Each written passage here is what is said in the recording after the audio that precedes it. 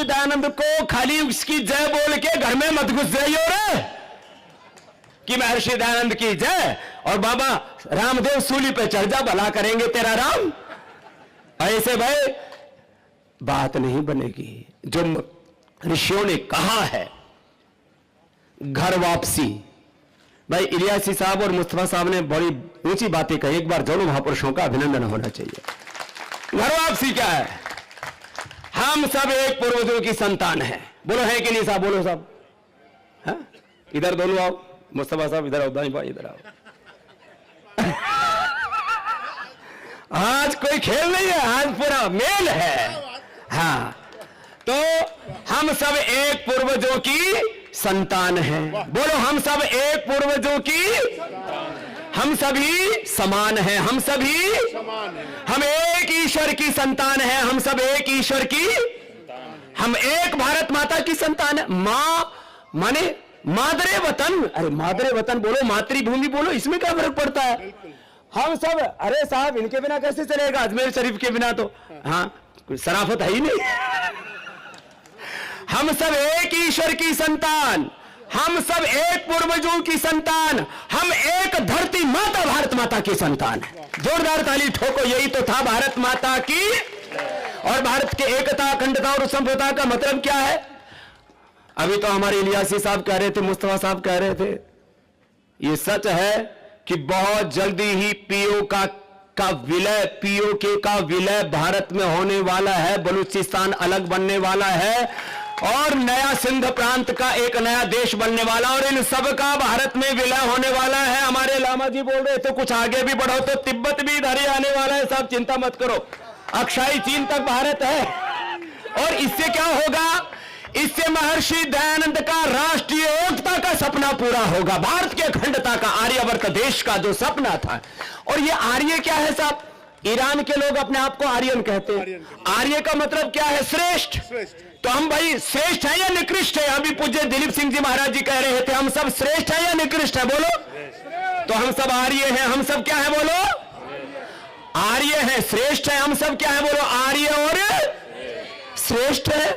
हमारी परंपराएं जरूर अलग हो सकती हैं, हमारी पूजा पद्धति जरूर अलग हो सकती है, लेकिन हमारा जो सबसे बड़ा धर्म है वो इंसान और इंसानियत का है। और हम भारत में रहते हैं, हम सब भारतीय हैं। आओ हम सब मिलकर भारत को मजबूत करें, भारतीयता को मजबूत करें, और राष्ट्र सर्वोपरि है। मुझसे किसी ने पूछा, महाराज मुझसे अभी कुछ दिनों पहले किसी ने पूछा, एक पाकिस्तानी मुझे टकर गया, उसने पूछा कि भारत क्या है? भारत क्या है? मैंने जब उसे बताया तब उसको मालूम हुआ कि भारत क्या है। एक बार मैं यहां से चंडीगढ़ जा गया था, और चंडीगढ़ से जब मैं लौट रहा था महाराज, तो रास्ते में मुझे याद आया कि यहां एक महाराज है जिनका नाम हमारे बड़े भाई, हमारे भाई परम आदरणीय संपूर्णानंद जी महाराज का यहाँ आश्रम है। उन्होंने मुझसे कहा कि इमाम साहब जब भी यहां से गुजरेंगे आप मेरे यहां जरूर आएंगे। तो मैंने इनको फोन किया, मैंने कहा महाराज कहां पर हैं? कहने लगे मैं आश्रम पर हूं। तो मैंने कहा महाराज तैयारी कर लो, मैं आ रहा हूं। कहने क्या बात कर रहे हो? मैंने कहा तैयारी करो, मैं आ रहा हूं, और अपने काफिले के साथ आ रहा हूं। स्वामी जी की जो खुशी थी वो मैं आपको बयान नहीं कर सकता। उन्होंने जिस तरह से खुशी का इजहार किया, और मुझे जब बुलाया और जब मैं वहां पहुंचा तो मेरी नमाज का समय हो रहा था। असर की नमाज जब सूर्यास्त होने वाला होता है, वो नमाज हमारे लिए बड़ी महत्वपूर्ण होती है। मैंने कहा कि भाई महाराज जी सबसे पहले मुझे नमाज पढ़नी है, नमाज की व्यवस्था करो। कहने लगे वाह इमाम साहब, अब सबसे पहला काम आपकी नमाज का करता हूं, उसके बाद अगला कार्यक्रम तय होगा। तो आपको बताना चाहता हूं कि महाराज ने क्या किया। महाराज ने कहा कि देखो भाई अभी अभी हमने हवन किया है, वही सबसे बड़ी महत्वपूर्ण और सबसे पाक जगह है, उसको साफ कर दो इमाम साहब, वही नमाज अदा करेंगे। अब स्वामी जी ने वहां पर जहां हवन लगाया वहीं पर उन्होंने नमाज की व्यवस्था करी।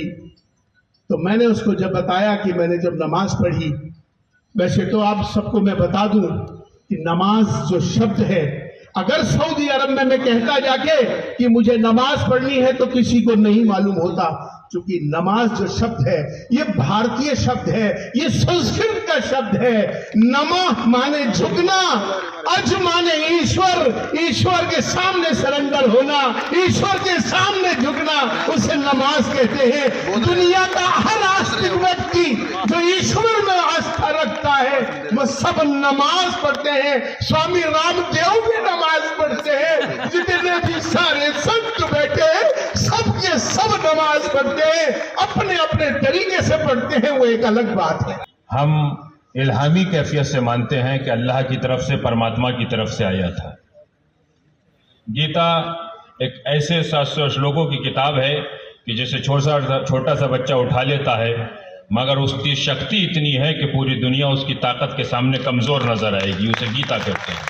इसमें एक दूसरे के अपोजिट खिलाफ कुछ ना कुछ लिखा हुआ है। जितने भी ग्रंथ हैं, जो आपकी आस्था है मेरे ग्रंथ में आपके खिलाफ है, आपके ग्रंथ में मेरे खिलाफ है, कुछ ना कुछ सच बात यह है कि लिखा हुआ है।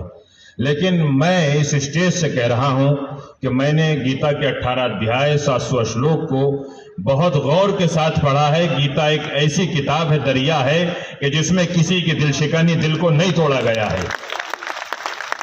भारत बनाएंगे, याद रखिए कि अखंड भारत जब बनेगा तो लाहौर में ऑफिस भी हमारे इस स्वामी का बनेगा।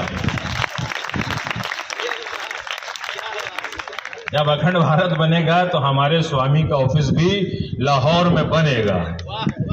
आज तो जो भारत विरोधी थे वो भी ये कहते हैं कि भारत जिंदाबाद, हिंदुस्तान जिंदाबाद। ये किसी ने जबरन कहलवाया नहीं है। अभी स्वामी ज्ञानंद जी ने एक बहुत अच्छी बात कही कि पूरी दुनिया में आतंकवाद है, दहशतगर्दी है, जुल्म तशद्दुद है। पूरी दुनिया को तराजू के एक पल्ले में रख लीजिए और भारत को एक पल्ले में रख लीजिए।